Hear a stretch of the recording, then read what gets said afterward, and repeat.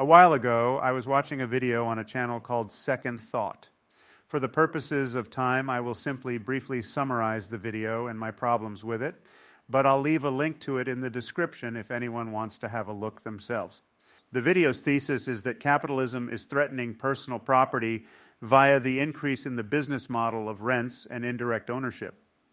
The presentation is a tad overly fraught for my taste, but I don't take issue with the thesis. What frustrates me is how, like most leftist content on this garf-forsaken website, there is a tendency to ignore difficult questions of how a socialist system might work in favor of simple, pure theory. As a result, the creator makes a couple of frankly dubious supporting claims. Regarding what I hope to cover here, this creator insists that socialism, in contrast to capitalism, is not opposed to personal property, but rather supports it wholeheartedly. This claim is based on the Marxist concept that differentiates the means of consumption, personal property, from the means of production, private property.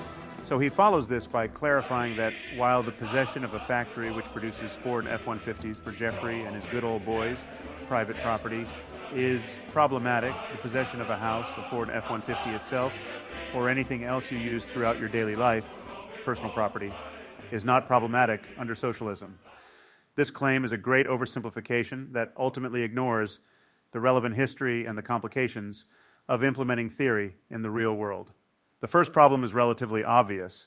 If everything is collectively produced, how and under what circumstances can we justify personal property distribution in the long term?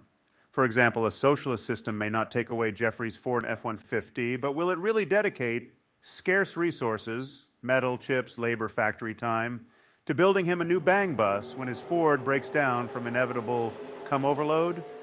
Should it, hypothetically speaking? Under a market system, distribution is, of course, not a question that enters deep moral consideration. Jeffrey has the money, and he's willing to exchange it for a new Ford, so that's that. Whether or not it is, speaking in terms of societal utility, the best use of resources never comes into question as currency simplifies and obscures the utility involved. But a non-market, especially a centrally planned system, needs to answer the fundamental economic questions. What should be produced? For whom? In ways which would inevitably and perhaps justly interfere with the seamless acquisition of personal property. Beyond issues of distribution, the difference between personal and private property is extremely difficult to define in practice.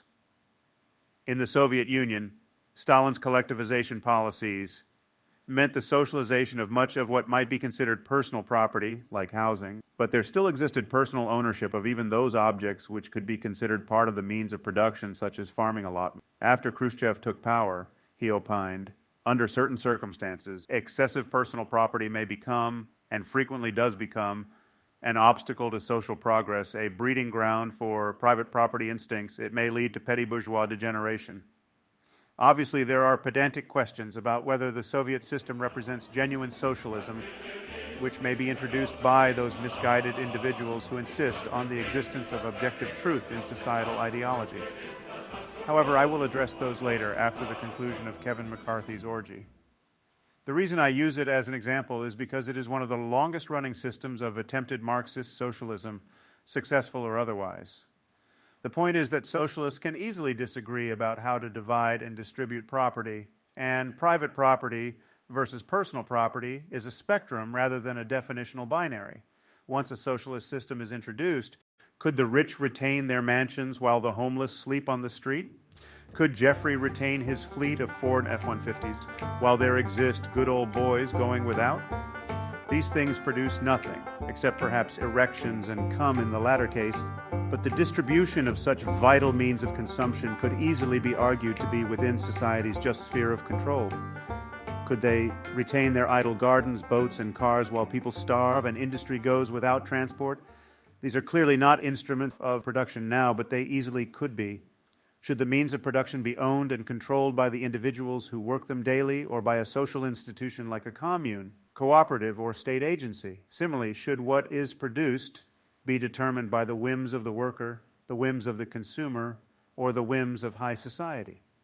Once goods are produced, should distribution take place according to market demand or a theoretical social good?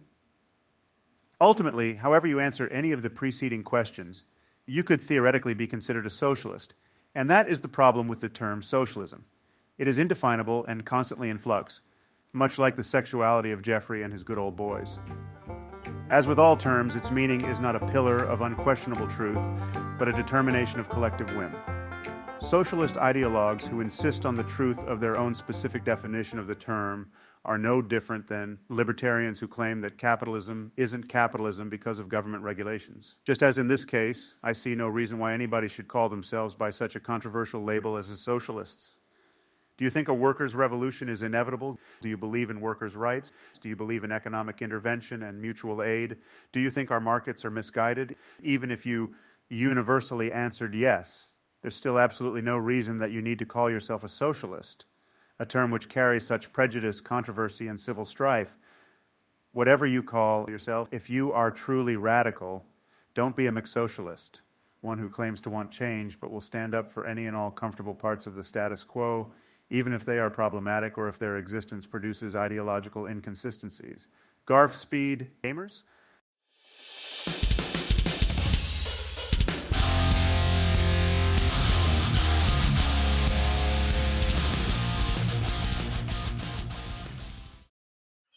Are you ready, kids? Aye, aye, Honorable Chairman. I can't hear you. Aye, aye. Oh.